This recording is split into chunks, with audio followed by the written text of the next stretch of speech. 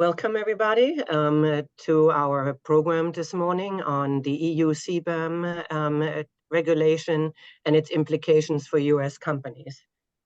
This event is organized by the European American Chamber of Commerce in New York. My name is Yvonne Bendinger-Rothschild. I'm the Executive Director of the EACC New York, and I will be your host and moderator for today's event.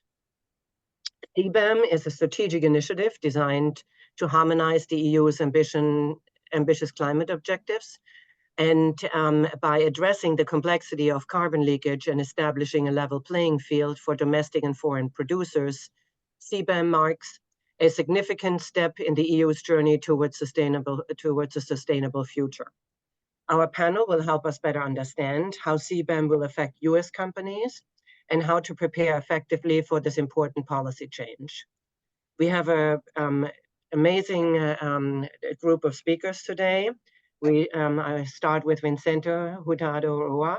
He's the head of unit for CBAM at the Energy and Green Taxation at the DG Tax. And he is the head of the unit of the European Commission responsible for energy taxation. He took his first steps in said directorate in 2006, when he was responsible for drafting the review for the Savings Directive before becoming the assistant to two previous Director Generals. Clément Silva is a managing director and co-founder of Ostrich, a renowned metal-based trading house and consultancy firm. He spearheads initiatives aimed at empowering businesses to navigate the complexities of metal trading more effectively. We also have with us Misha Hirschinger. He's a senior VP at Alex Partners, based in Germany. He belongs to the firm's sourcing and procurement transformation team, in which he's spearheading the ESG and sustainable initiatives. Misha has 10 years of experience and with a specific focus on efficiency programs, relocation design to cost and supply chain management. We also have with us Paolo Pinto. He's the Key Accounts and Sales Director for Steelfort Packaging. He's based in Lugano, Switzerland, and has more than 15 years of experience in the steel industry. So with that, let's dive right into the conversation. Vicente, I start with you. Why has the EU implemented CBAM, and what is the stage of the implementation of this new policy? Thank you, Yvonne. First of all, I would like to thank you for giving us this opportunity to reach out to all of you and to this audience. And I'm really very pleased with the European American Chamber of Commerce in New York for organizing this event. We were in Washington some weeks ago, and we could see the interest, of course, in knowing more a bit about the CBAM. While we were also in Washington, John Podesta, the US envoy or climate envoy, already also announced the task force that he wanted to launch on climate-friendly trade. And I think I can only say that all these are very important elements, and that will also help to contribute to the decarbonization. I mean, I think I'm not going to discover anything new. Your question was why the EU introduced a CBAM. I think it's very clear that the European Union has shown from many years ago that we are one of the front runners when it comes to the fight against climate change. Our ambition has been very high always, and in particular if you compare with the rest of the world. And we have even recently increased again our level of ambition. By 2050, we want to become carbon neutral. We were one of the first to announce carbon neutrality by 2050, but also by 2040, and that's part of the communication that was adopted only a few weeks ago. We already announced that we would like to propose to the new parliament. As you know, we have elections now in June, but we would like to propose to the new parliament and, of course, for the new commission, a new target of reaching 90% reduction, 90% reduction of greenhouse gases emissions with respect to the baseline by 2040, which is, as you can see, a very, very high level of ambition.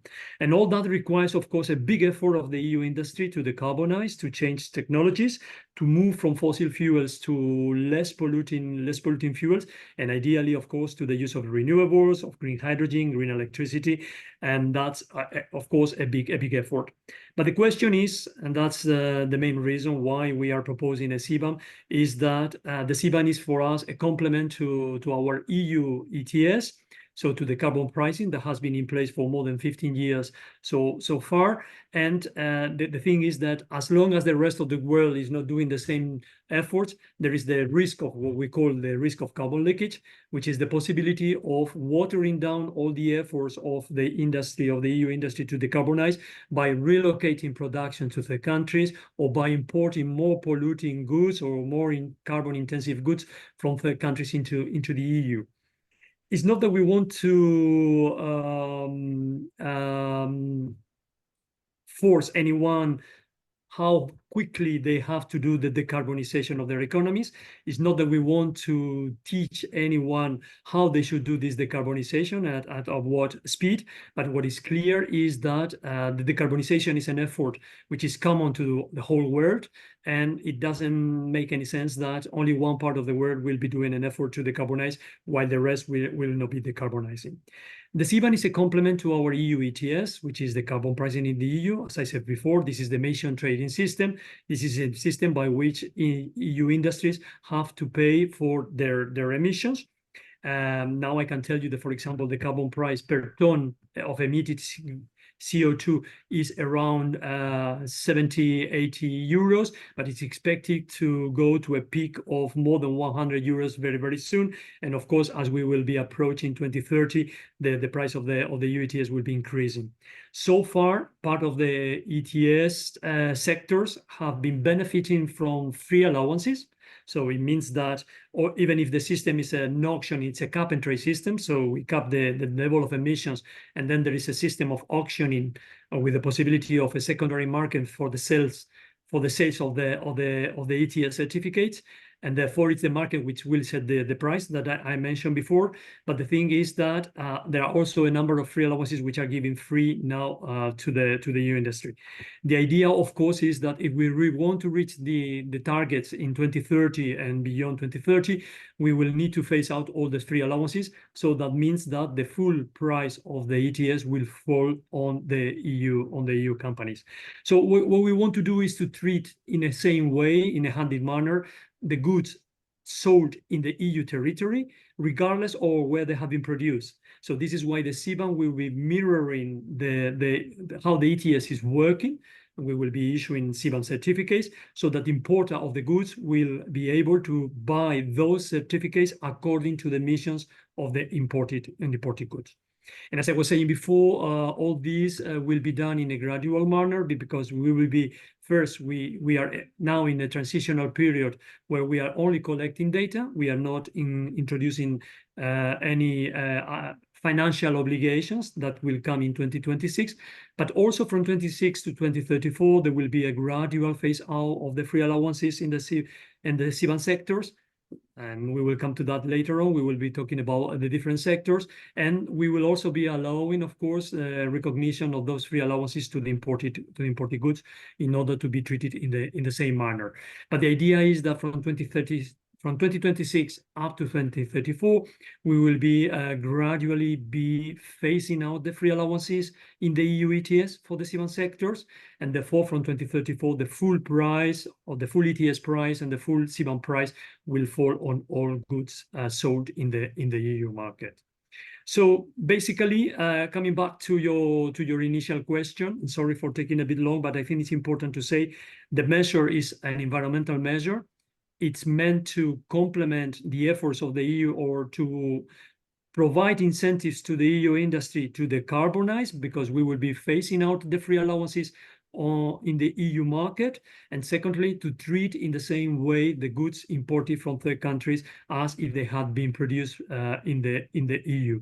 We are not targeting any countries, we are targeting companies. We know that companies in every country, in the US like in the EU, can be producing with a very different level of emissions, and we want to recognize the efforts of those companies who are reducing emissions. And as we go through this webinar, through the application of the CBAM and how it works, you will be able to see more clearly how the CBAM can provide powerful incentives on companies to decarbonize in the EU, but also in third countries. Thank you so much for that overview, Vicente. It's very complex. Just really quickly from the rest of the panel, and I start with you, Clément. What about the compatibility with other ETS system outside of the EU?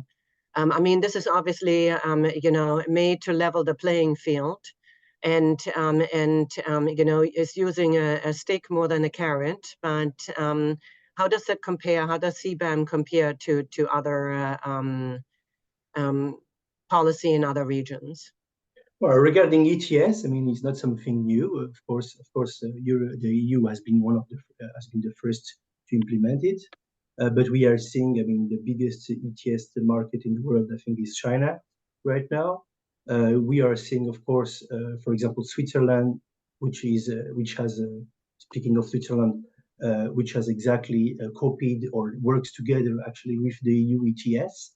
And we have, of course, the UK ETS as well. And in the US, we have other ETS which has been implemented locally, I think in California, which they have also implemented.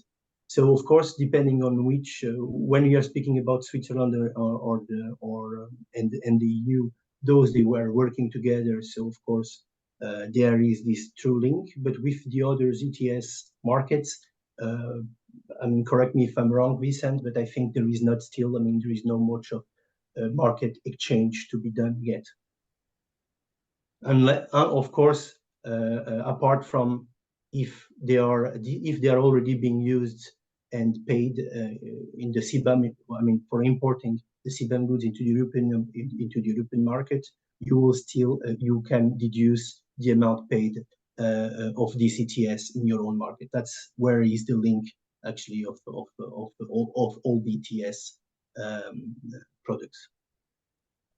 And Misha, but keeping track of all of that seems to be complex. I mean, how am I, since this is, targeting companies, how am I going to keep track of this between the different regions? So, well, it's not between the different regions.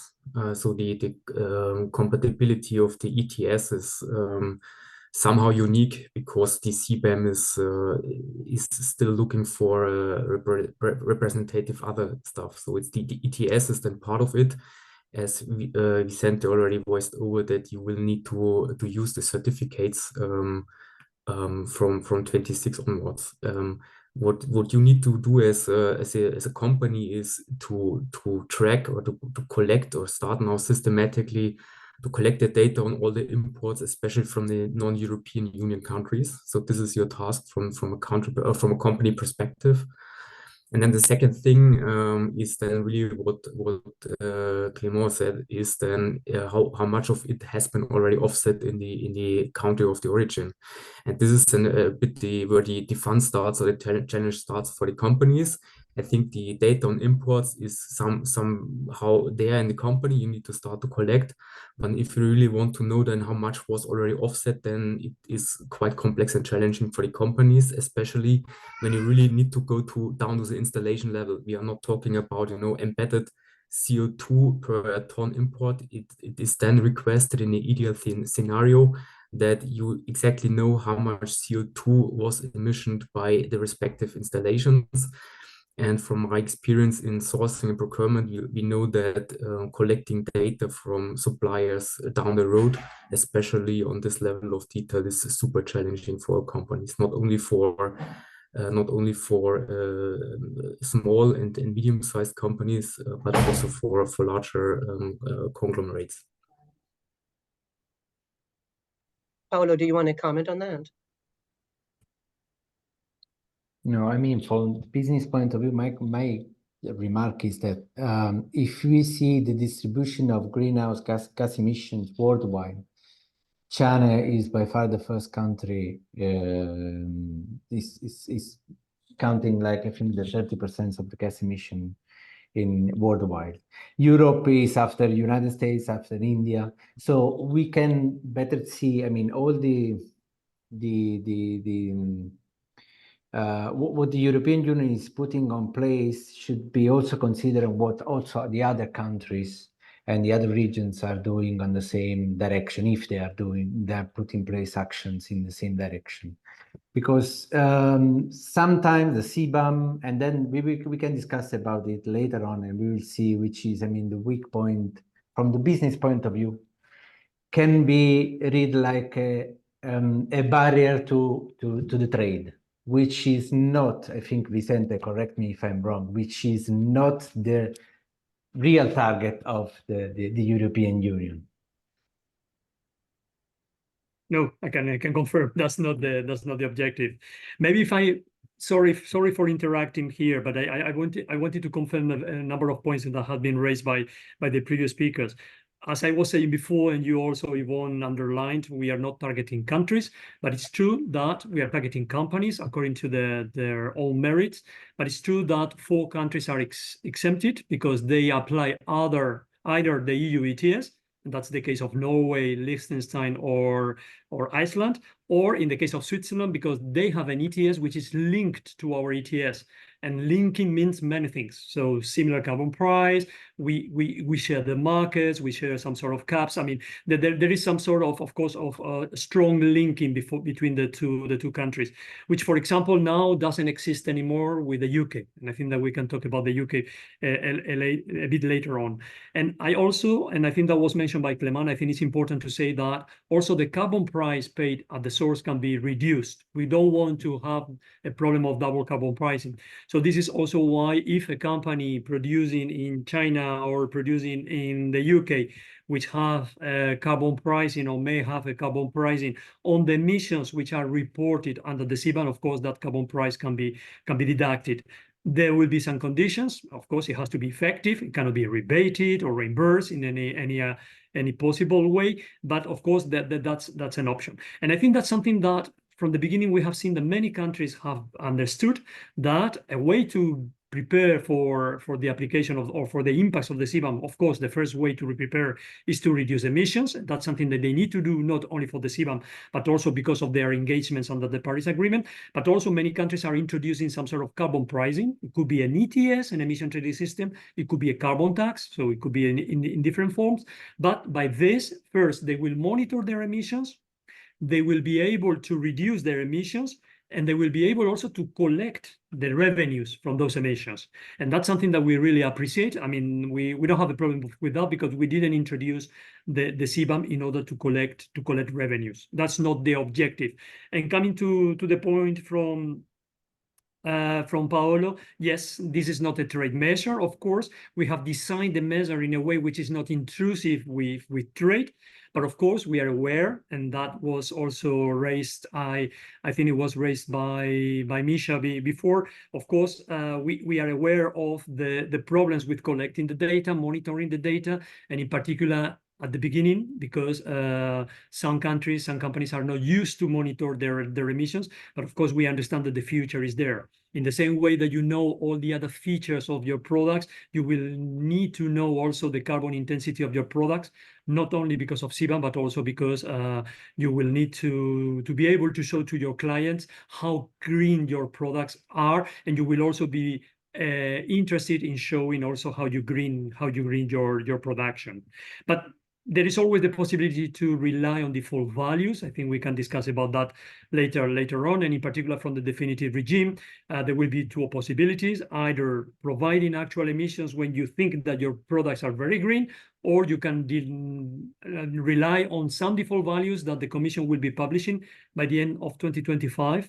And now the default values, for example, also exist, but with a well average. We want to come also with an average per country.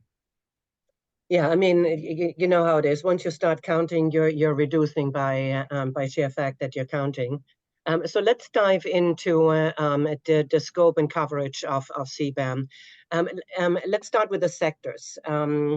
Which sectors are covered, and what was the reason for their selection? And Clement and Misha, if you both could comment on that. Misha, I see you're unmuted. Do you want to start?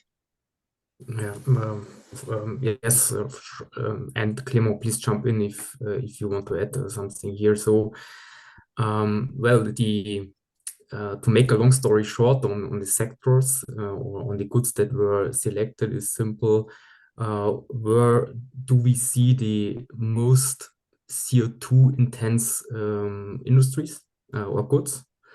Again, it's not on the industry, it's more on the goods level. That can easily be identified via the combined nomenclature, which is then again written in the system, should be written in your procurement department system. That it's a clear link to all the preparation that the European Commission has already done. And then the second point, so one lever is the CO2 intensity of the good. And the second one is what is then really subject to that carbon leakage that Vicente voiced over already. So which industries are really subject to relocate their production facilities to a foreign country, best possibly, of course, to a non-European Union country like China, like India, and these two levers was then more or less the most important, most crucial arguments to start the CBAM when it comes to the point of identifying the goods and sectors. And just to voice it over, currently we have not the industries or sectors, it's more on goods. It's cement, iron and steel, electricity, fertilizers, aluminum and hydrogen. So this is the first list of goods where CBAM is focusing on. And Clément, to you, yeah. Maybe also, of course, those ones which are all of these goods, they are part of the ETS. So that's also important to mention. So that's again they are playing together. So when we are seeing the evolution of the CBAM, it will include at some point, I guess, all the ETS sectors, yes, included in the ETS market. Yeah, another point that on the goods is that the European Union and also the Commission has the right by 2025 to implement the list of the goods, because here it has to be clear that we are talking about the goods, not country, but goods, so finished product. So the list of goods included into the CBAM can be extended. And I think the European Commission will also publish guidelines by 2025 of the phasing of the new product into the CBAM. Vicente, do you want to comment on that real quick? No, I just can confirm that the criteria we follow, of course, was first they have to be in the ETS, because we are mirroring the ETS. So if they are not in the ETS, no point in including them. And then, of course, we look at the list of sectors at risk of carbon leakage. And then the criteria were basically the two mentioned before: carbon intensity and, of course, trade intensity. If there is no trade, it doesn't make any sense. There is no risk of carbon leakage. But the third element was, of course, also the feasibility. I mean, for example, if we look at one of the difficulties we had in particular with the CBAM is that in all methodologies around the world, and including the EU Emission Trading System, you assess the emissions at the level of the installation, but we are not importing the whole production of an installation into the EU. We are importing goods. So there was a need to break down or to assign those emissions to individual goods. This is why we had to, of course, to adapt the methodology. But then the difficulty was with the different processes, with the different production routes that we have for different goods. And for example, I can tell you that in the case of steel, we have like 6 different production routes. And then the question of feasibility was also important. So this is maybe why, and I think it can be relevant for the US market, we didn't include from the beginning the chemicals. Only hydrogen, which is a chemical product, or ammonia, but not all the rest of the chemicals are included in the list. That's something, as Paolo was saying, that we will be analyzing from now until the end of 2025 in order to assess all the sectors in the ETS at risk of carbon leakage, at least in the list of risk of carbon leakage.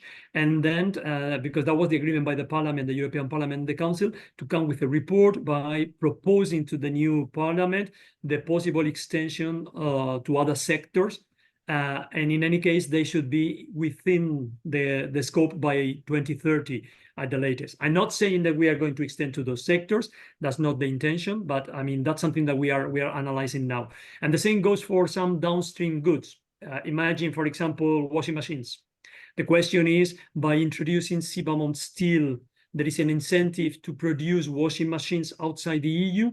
That's something that we are analyzing. Of course, we analyzed in 2021, but we will continue analyzing to see whether there is a good reason why also an extension, not to the whole washing machine, but to the content of steel in the production of the washing machine. So that's something that we will be analyzing. We have already started to analyze from now until the end of the transitional period. Interesting. Before we go further on the procedures, etc., Clément, could you quickly comment on the handling of secondhand and return goods? Yeah, of course. Maybe I just wanted also to add something under the goods, just to add something on what Vicente said. It was also that, of course, it's important to see that all the goods which are CBAM goods, they are mentioned in Annex 1. That's something which should be taken really as the Bible to look through. And if the good is mentioned, then of course, then you will have to report the data emissions. And another point which is also extremely important is, for example, if you take, like you mentioned, the downstream products. So if you mention car bodies right now, for example, made out of stainless steel sheet, the car bodies is not a CBAM good. Therefore, you don't need to report it. Whereas stainless sheets, for example, needs to be reported, same as aluminium sheets, for example. So this is very important. What crosses the border matters. So as soon as you have the good in the declaration, and there is a CN, which is like the combined nomenclature, which is based on this HS, which is the harmonized systems or the HS codes of each specific product. If this code is inside the next one, then you have a duty to report the emissions. So that was just a little bit technicalities in there, just to add some clarification. Of course, about the second-hand goods, that's exactly the same thing. So if this second-hand good is inside the Annex 1, then you will need to declare it. So this is also, of course, in the same logical. Whereas return goods, is goods which have been produced inside the EU and which has been exported and then come back inside the EU within 3 years. So that's really specific to those goods. For those goods, in the transitional period, you don't need to report. Whereas when it comes the definitive period, you still need to report it, but the embedded emissions will be equal to 0. I think that's on the return goods. On that, we have a quick question. The HS code or the CN code, which one is the one that is relevant? Is the CN code, okay? But the CN code, I think it's an 8-digit number, and it's on top of, it includes the HS code. So I think in the Annex 1, you will see the complete list, and you will take the appropriate code, which is CN nomenclature. Okay. How about carbon leakage of finished and semi-finished products? Again, just really quickly, and also the considerations of packaging. Of course, the carbon leakage, as this is specifically due, of course, to some final products, like I think we very well mentioned, the washing machines. What about exactly if we are exporting the producing of washing machines outside? So this is of course taken into account by the Commission, and I think if needed be, it will be included at a later stage. So this is all of the things, because of course we are in this learning phase. That's going to see what's working, what's not working. Of course, there is a lot of basic materials which are included inside the Commission, but it's going to be extended, I believe. And packaging, Paolo, do you want to say something about that? No, I think Clément was really clear on this point. Okay. Very good. So reporting application and procedures, that's where the fun starts. Vincente, do you want to, just give like a quick overview of the accreditation of verifiers and to data reliability? Yeah, sure. As we have been saying, we are in a transitional period that started on the 1st of October 2023, and which will take us to the end of 2025. No financial obligations. You don't need to buy any CBAM certificates, but what you need to do if you are an importer in the EU is on a quarterly basis to report on the imported CBAM goods. And then what we are asking for in particular from October, which will be the third reporting period in 2024, is that you will be providing information based on the actual emissions and not on the default values. So that's for the transitional period. And there is no verification obligation, and that's important to say. That comes to your question about accreditation and verification. But from 2026, the system will be different. It's the definitive period. I mentioned a sort of transitional phase as the free allowances in the ETS will be phased out from 26 to 2034. And at that moment, the system will work in a different way. Importers of the CBAM goods will need to buy, well, first they will need to register. This is the only obligation to import the CBAM goods. They will have to register with the national competent authorities in member states, in one of the member states, and they can import in any other member state. So that's, they have to really just to register for the authorization in the country where they are established. And then after that, they will have to buy CBAM certificates along the year, which correspond to the emissions embedded in the imported goods. And then at the end of the period, at the end of the year, by May of the year after, they will have to submit a report. They will have to surrender the certificates that correspond to those emissions. And then the moment when there will be an obligation also to submit a verification report. The accreditation of the verifiers will be done by any of the accreditation bodies in any of the 27 member states, and we are working on the details. We hopefully want to come with the details by the beginning of next year at the latest.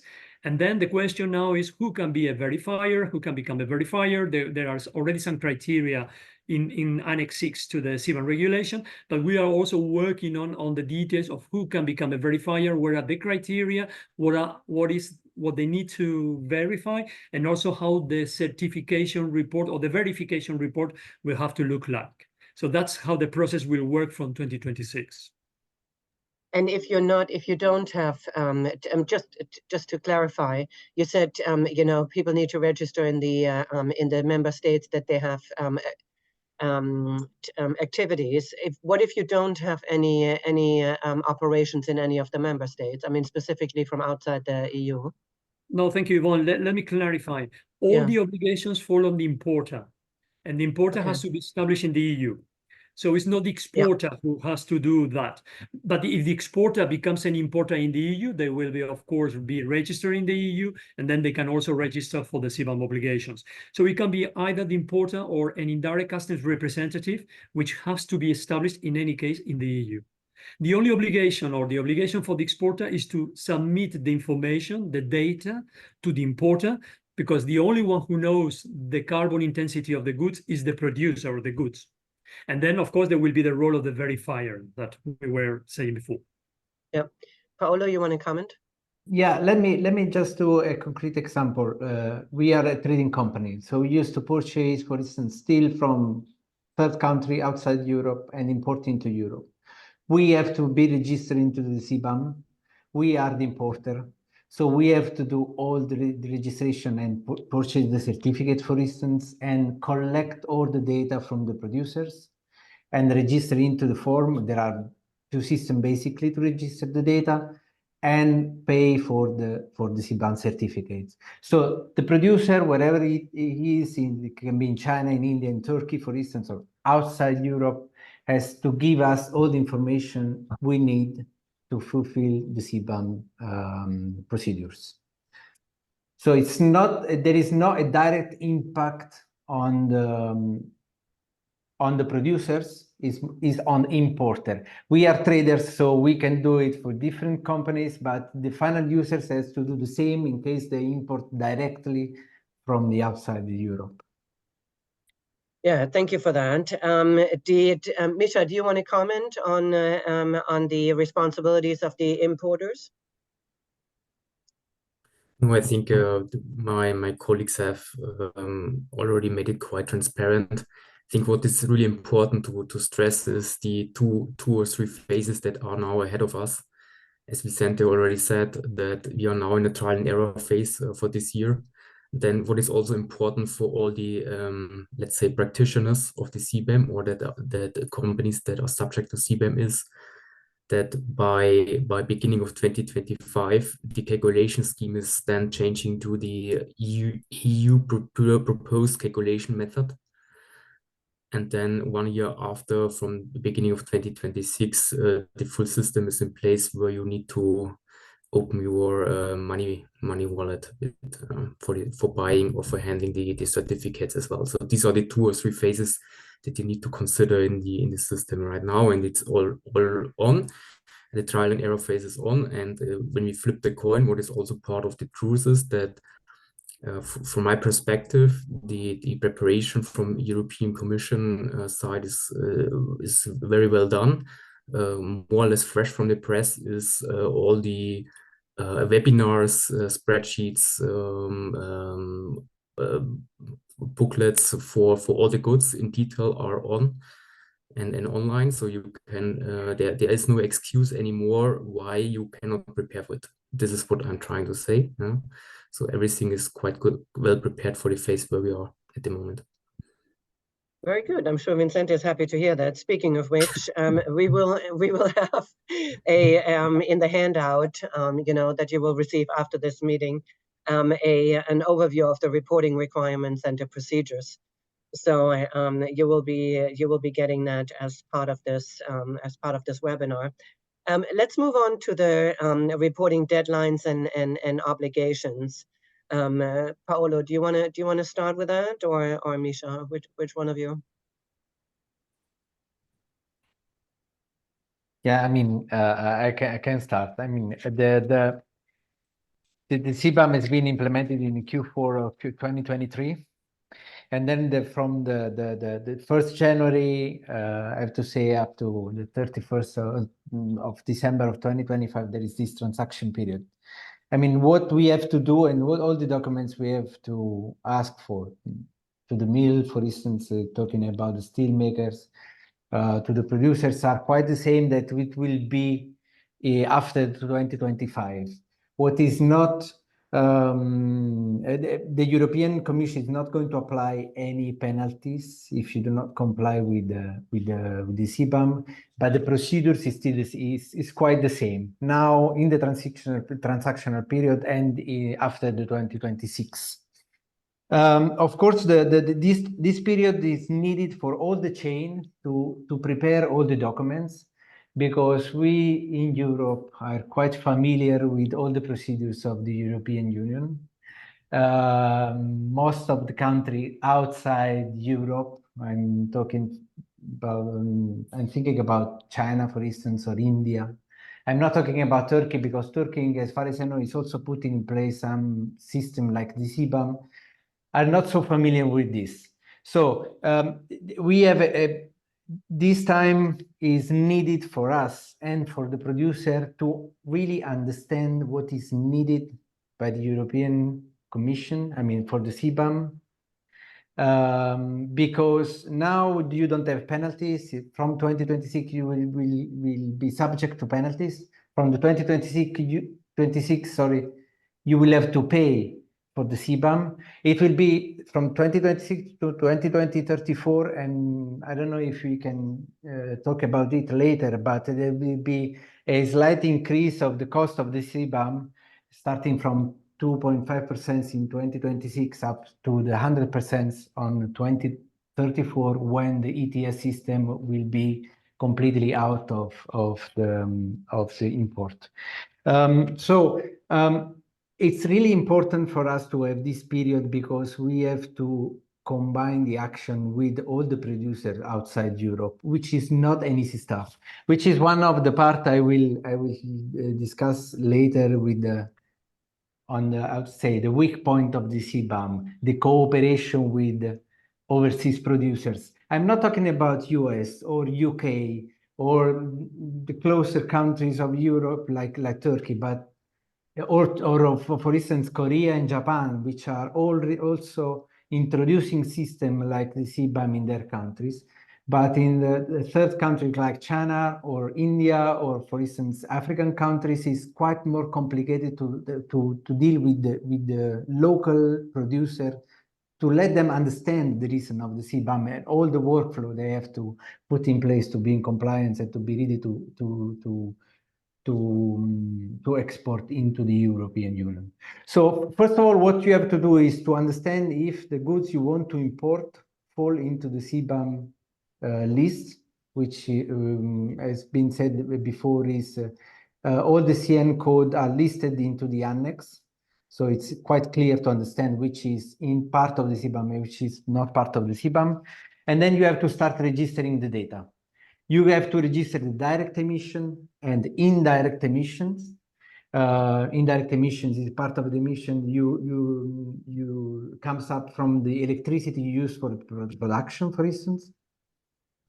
And then you have to calculate, you can use default value if you are not prepared to calculate the emission. You can use a default value, which Vicente said before, it's like an average. It's not an accurate calculation now for the transactional period, but it will be more accurate later on. Correct me if I'm wrong, Vicente.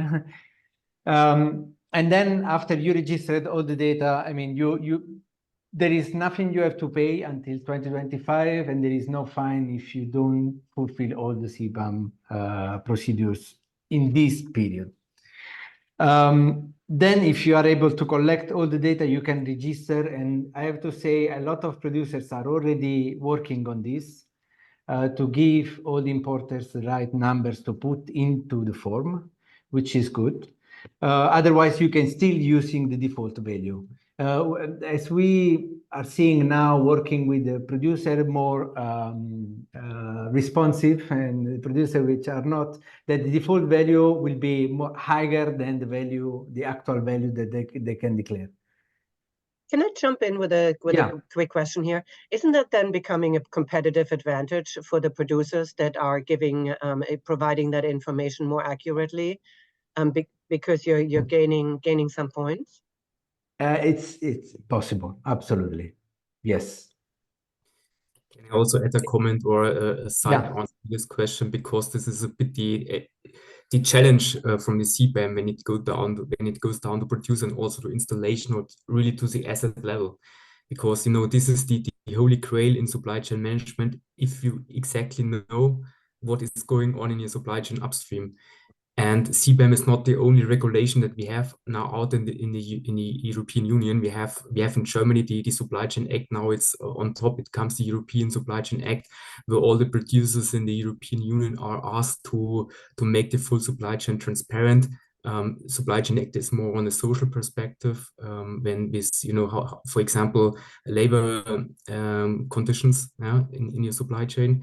The thing is really that in sourcing or in the supply chain, what is then part of the importing of goods as well, is really to get this level of transparency. I have my doubts, my personal doubts, that we will get down to the installation level, country average fine, and maybe also more granular to a supplier level, but not on installations on assets level. This is super tricky and super combined with super high effort to really collect that data. So this is not only, it's not a competitive advantage. It would then be a new level in, for example, negotiations with the supplier on prices, when you really know what is going on in the supply chain. So this is a new era, actually. Interesting. Clément, do you want to comment on that? Yeah, one thing I would like to add as well is I'm also working mostly with African-based producers. And what we are seeing is, of course, sometimes they have a level of control of their emissions, which is regulated by their own local, country laws, and which they are obeying. But this doesn't really, it's not comparable with the European or the CBAM methods. The two main methods that it's. So of course, they are using these alternatives. Okay, right now it's still, we can use those.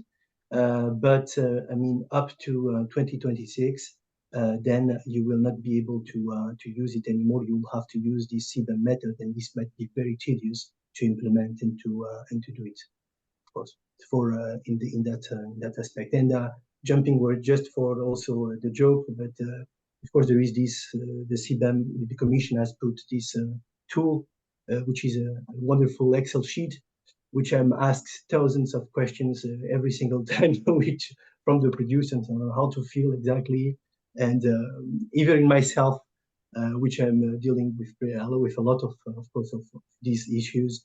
I'm having sometimes serious trouble to feel it out myself. So yes, it's tedious, it's complex, and maybe there again needs maybe a bit more working together with the producers outside the EU. Yes, mostly focusing on, of course, African countries, India, China. I guess there is a lot of work to be done. Vincent, you jumped in when you heard about the Excel sheet. We already discussed the Excel sheet. We all love it. No, I mean, we created this sheet in order to be able to share the data between the exporters and the importers. So it was meant to help everyone to work on that. But I mean, we are happy with receiving, of course, feedback how to make it more simple or simpler, or of course how to translate the sheet into a language that can be understood by everyone.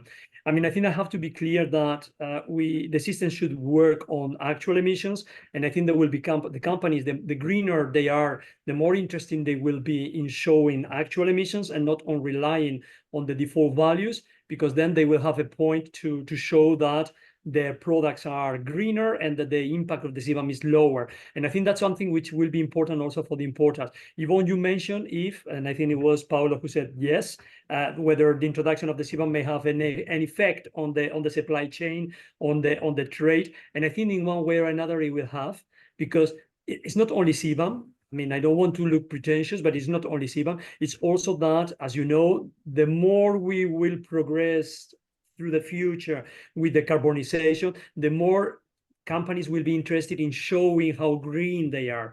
And in order to be green, you also have to be green with your suppliers, or I mean, with the components which you are buying from your suppliers. So I think that there will be this chain reaction, which will be important. And in one way or another, CBAM will be one, of course, of the drivers, but not the only one. I think also the corporate sustainability responsibility or sustainable responsibility will also be important. I think that in one way or another, companies would like to show that.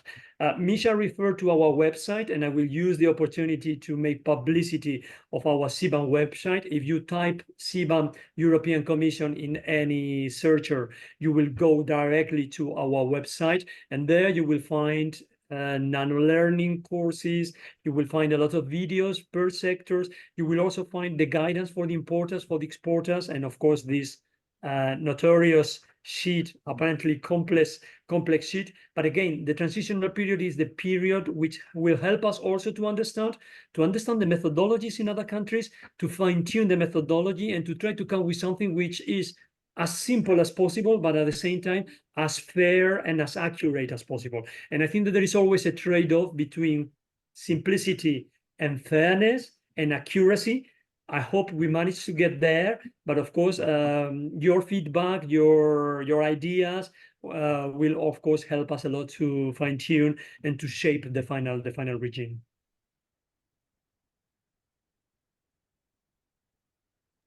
I have two ahead. questions for Vicente. One is, I mean, all the producers can declare what they've paid, like a carbon tax or other kind of certification they paid in their country.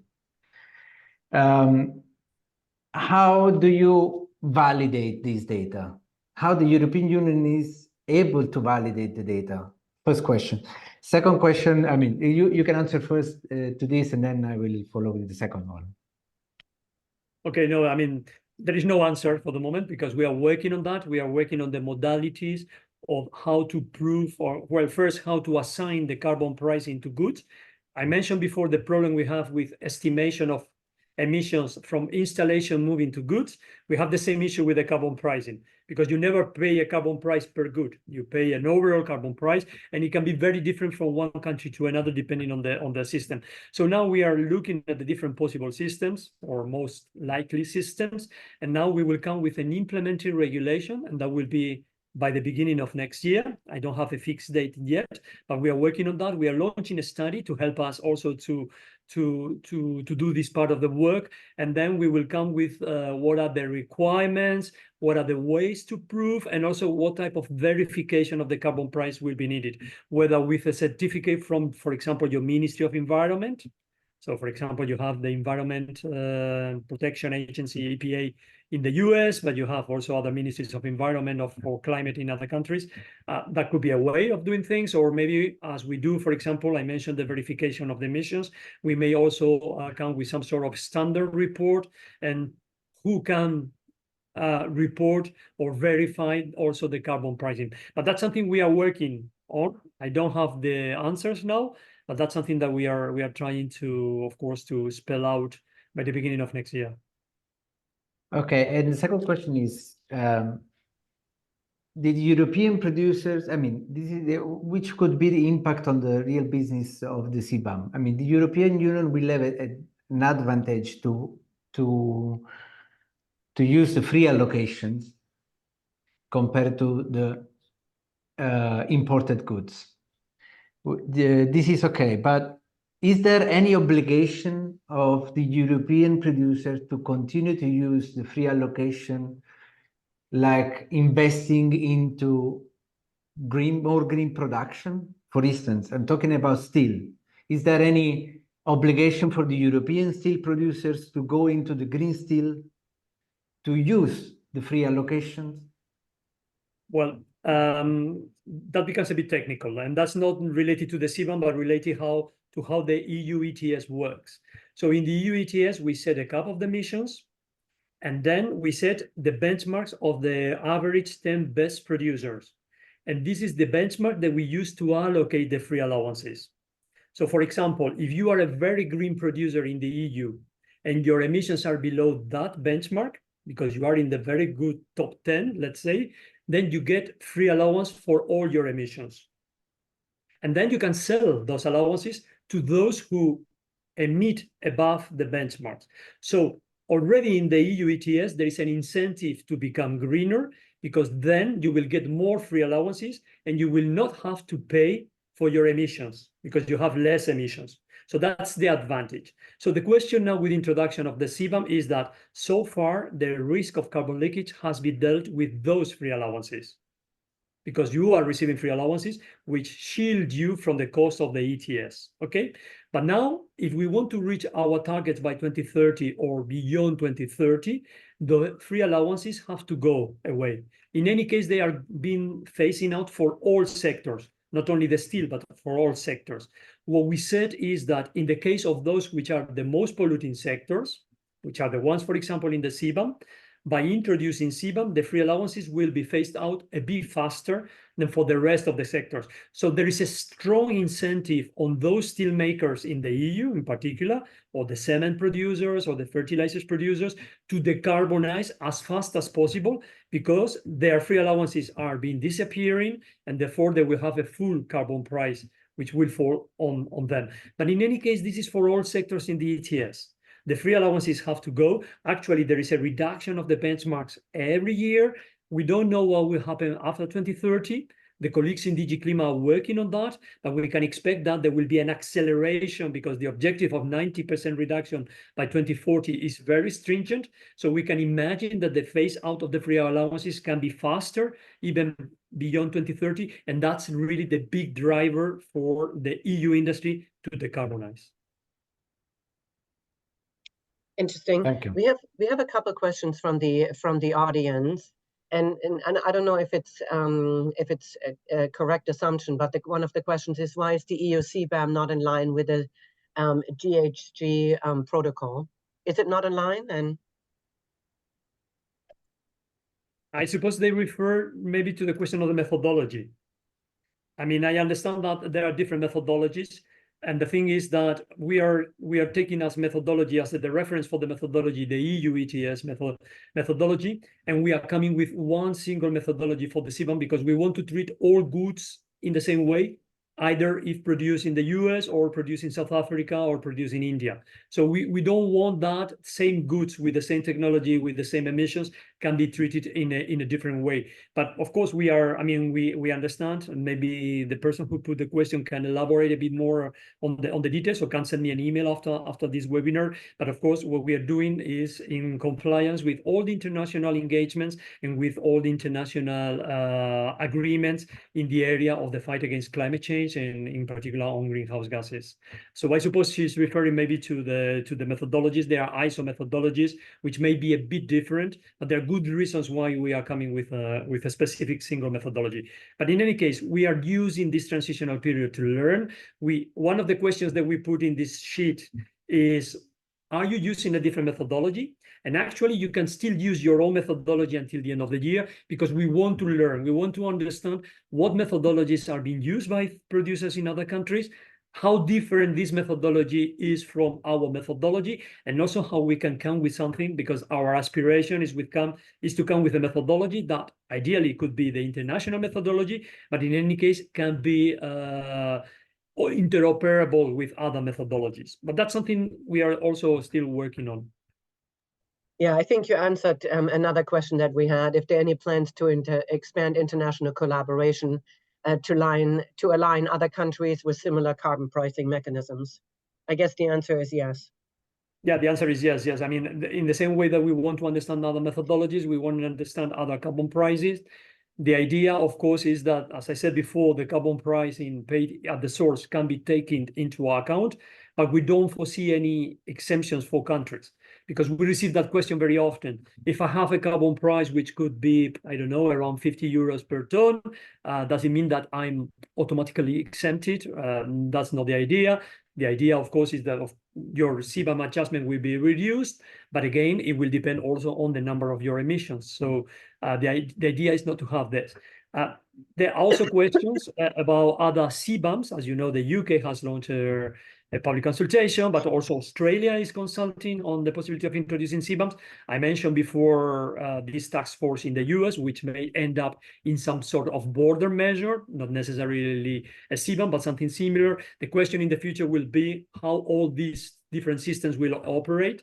I mean, I think it's too early to say, because first we need to see what will be put into place, and then we will see about the interoperability of those systems. But the idea, again, is not to target countries, but to target producers, because we know that the emissions are not the same among the different producers in one country.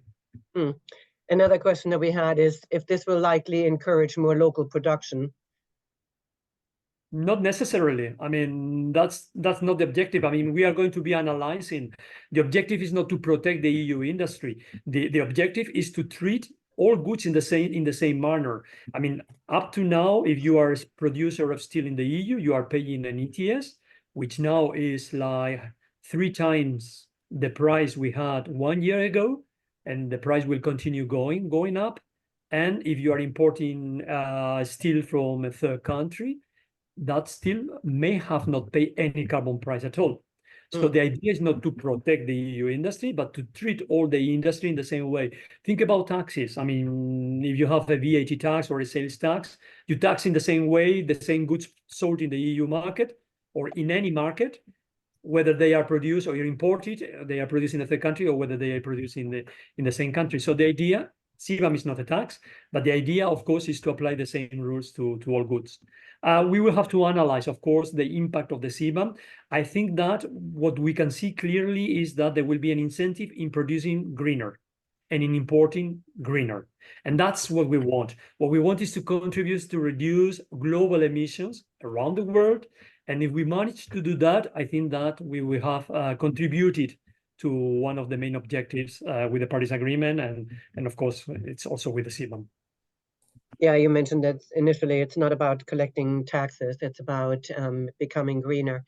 Paolo, you mentioned you had a couple of case studies. Do you want to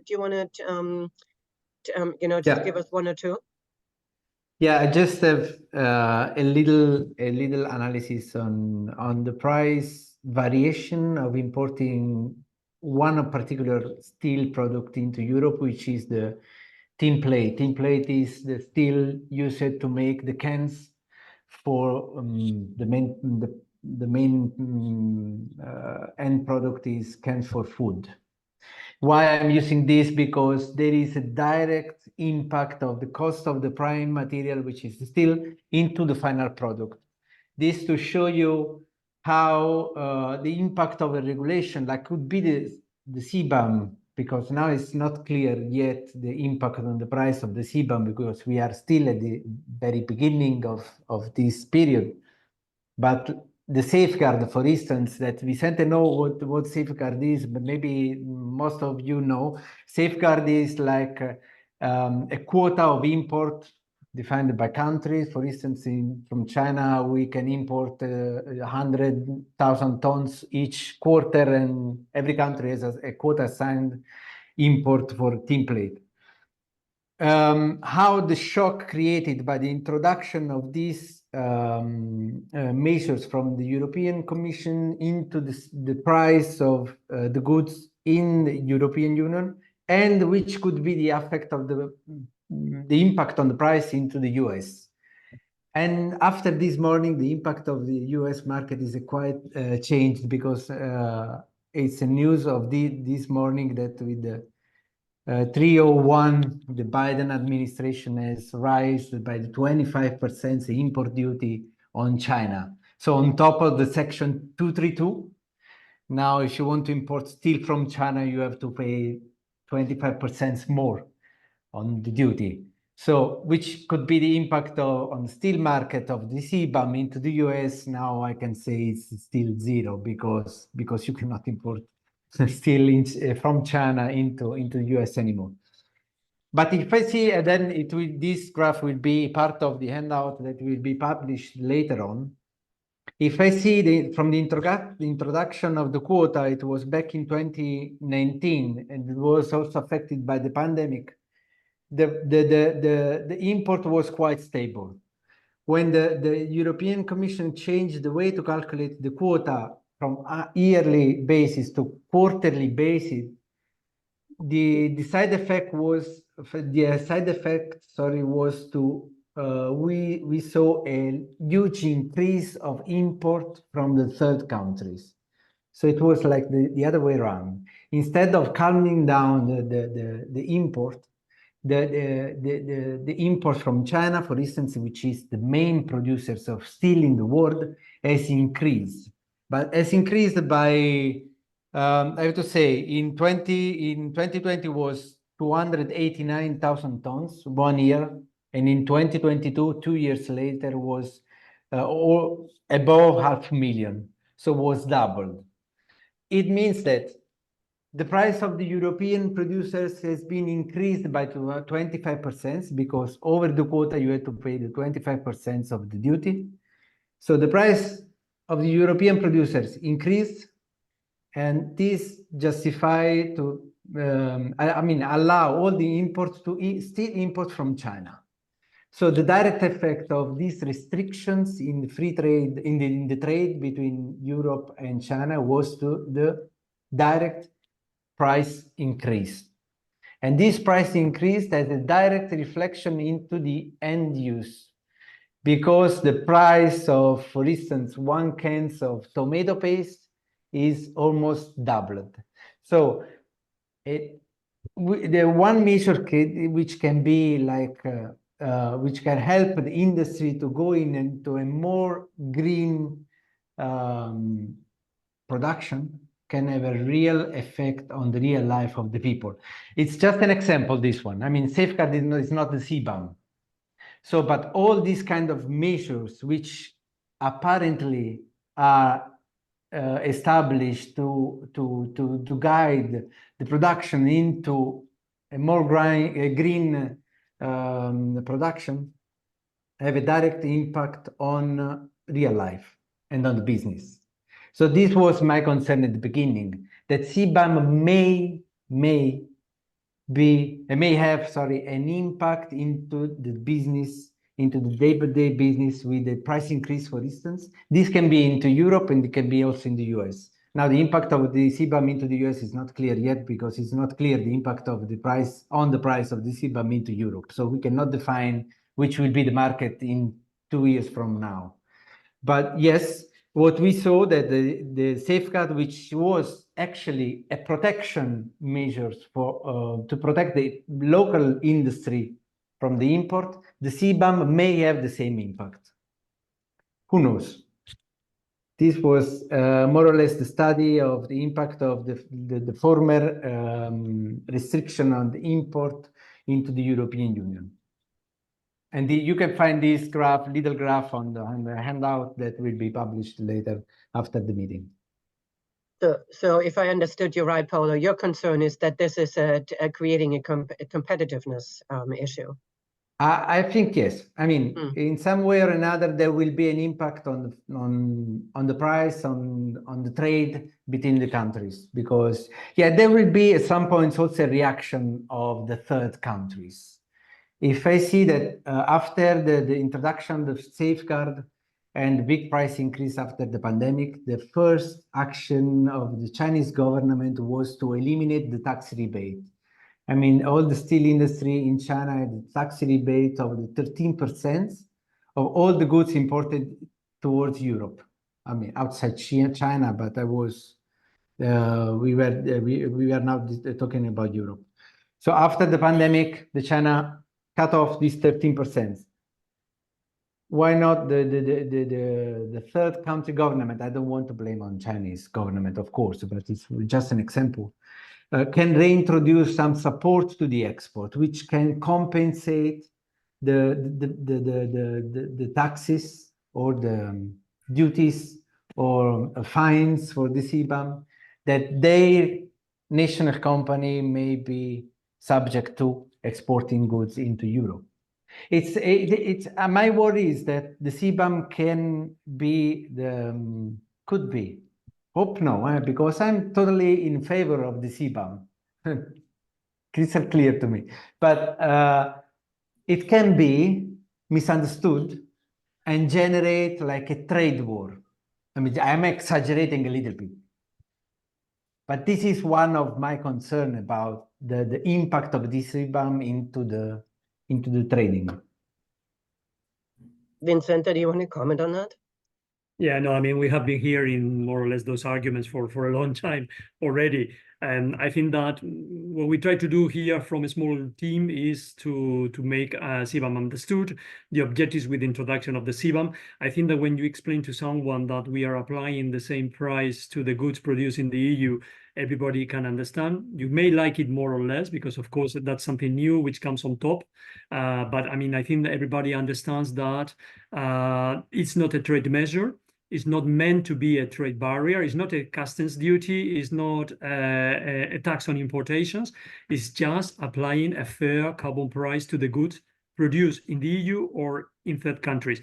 And then when countries and companies understand that, I think that their next step or their next action is to see how they can mitigate, of course, the impact of the CBAM by, for example, reducing emissions, in particular when it comes, for example, to companies, or when it comes to governments, for example, how they can introduce some sort of carbon pricing that can first help to reduce emissions, and secondly, of course, to collect the revenues.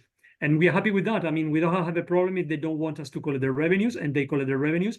I hope also that they will channel the revenues back to the companies in order to decarbonize. So they will invest in projects to become greener, because this is precisely the objective.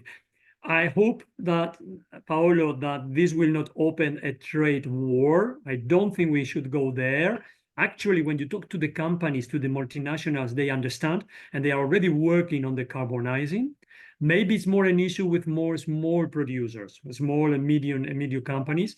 We are trying to, of course, reduce the administrative burden as much as possible. We are also analyzing, for example, the impact or to analyze how, to what extent the imports into the EU are basically from big companies or big importations, and that there are a lot of small importations with very small emissions, which are not really so essential or important for the system. I'm not saying that we are thinking about some sort of exclusion from small importations, but that's something that, of course, we are analyzing, and that I think also will help, of course, to reduce the administrative burden with the measure. What we do with the WTO, because we work very closely with them, and my Director General has been meeting with Mrs. Ngozi or Dr. Ngozi many times, is to understand the concerns of trade from the trade perspective in terms of how we can reduce the administrative burden. But again, the problem, as I said before, is how to find the balance between fairness, equity, or accuracy, and on the other hand, of course, simplicity of the system. From 2026, there will be the possibility, of course, also of relying on default values, and maybe in particular for small companies, small importers, that's something that will also play good for them, because then they don't need to invest resources in analyzing and monitoring their own actual emissions. Okay, I mean, in any case, we are analyzing all that, and that's the importance of the transitional period. It's collecting that data that will help us to shape the system and to try to make it more fit for the purpose. You started on looking into the future. Do we want to? And Misha, you could be the first one. You know, what to looking ahead. What should we expect?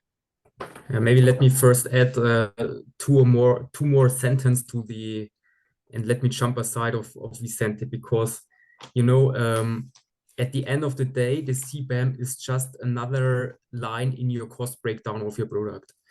And we will not see now by 2026 a sharp increase that your product is now doubled from the day to the other. And as Paolo also mentioned, out of the blue, we witnessed yesterday a super strong tariff increase on Chinese products to be imported to the US, which means that we in the European Union are now more or less swamped with their products, because they also need to sell their stuff. And lastly is that, you know, China and India, they are also ramping up and speeding up with their clean approaches. They also recognize the issue. So this is not that the European Union is the cleanest region in the world, and this is now one side only. It's really a combined approach, and to make it, to underline the point from Vicente, is that it's not a trading mechanism. It's just to make the product itself greener, and this is then the approach. So and such stuff that as last day or in a couple of hours has much more impact on the trade at all than the CBAM. This is my strong belief. And you asked me now on the bright future of the CBAM.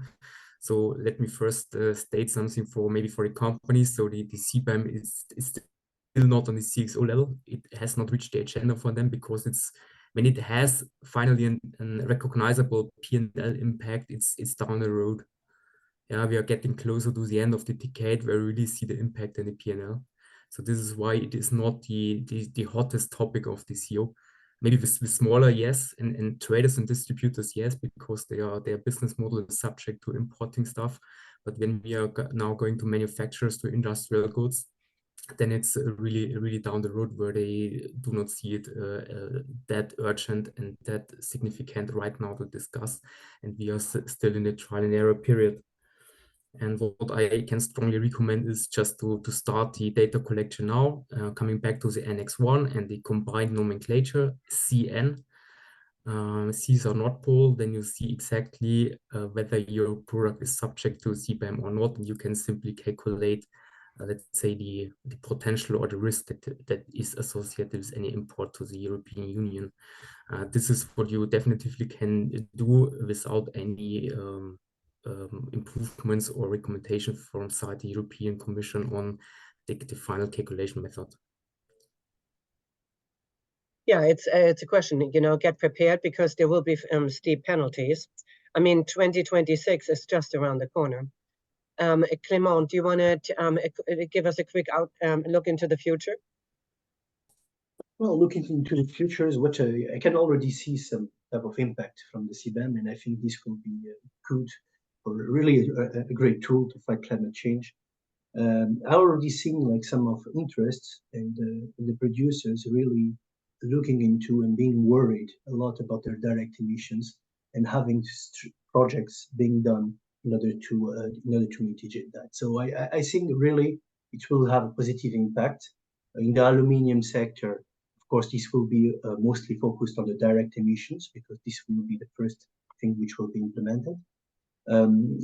But of course, as we are adding more industries and adding more products into the CBAM pool, I definitely think that it is an incentive for companies to invest in their infrastructure and to invest into more cost-reducing technologies, carbon-reducing technologies.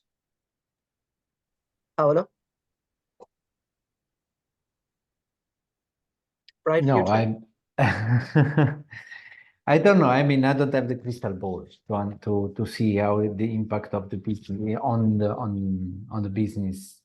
I see that, and I already noticing this with my colleague, that is now is still, because we are at the beginning, I have to say, and Vicente is right, when you talk about the big multinational, they understand the reason, the background of the CBAM, and they are very cooperative, which is not the case of the small producers.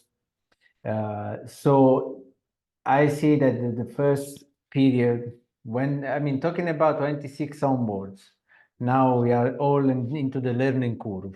From the 26 onwards, I see that the multinational company will comply with it because they are more familiar with the certifications, they are more familiar with the calculation of carbon footprint and so on.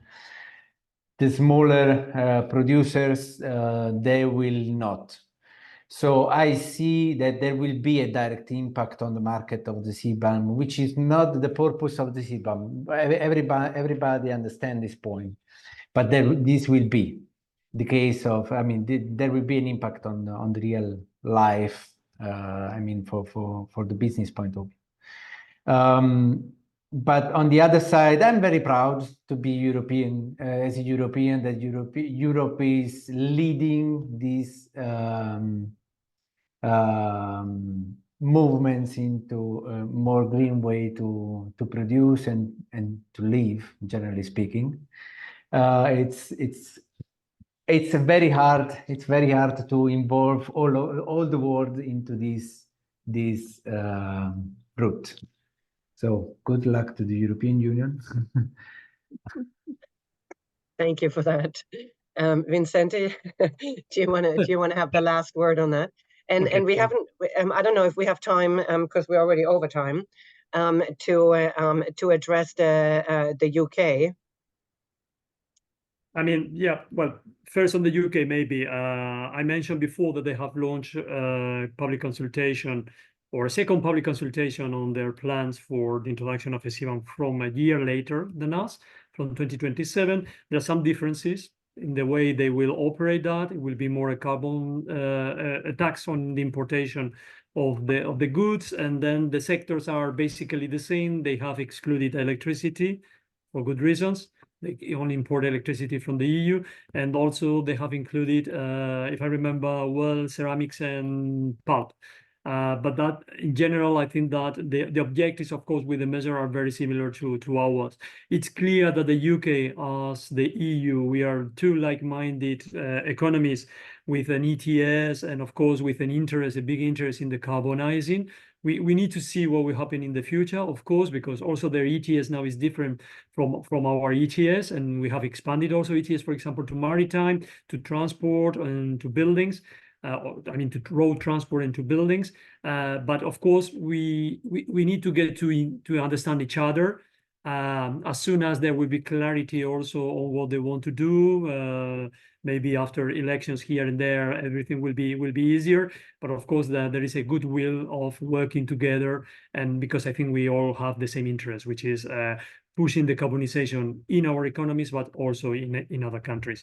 And maybe as a final reflection about the future, I mean, as has been said along this webinar all the time, I think that if we see that the EU reaches its targets, which are very ambitious with reduction of emissions, thanks to, for example, the ETS, the free allowances being gone away, and the introduction of CBAM.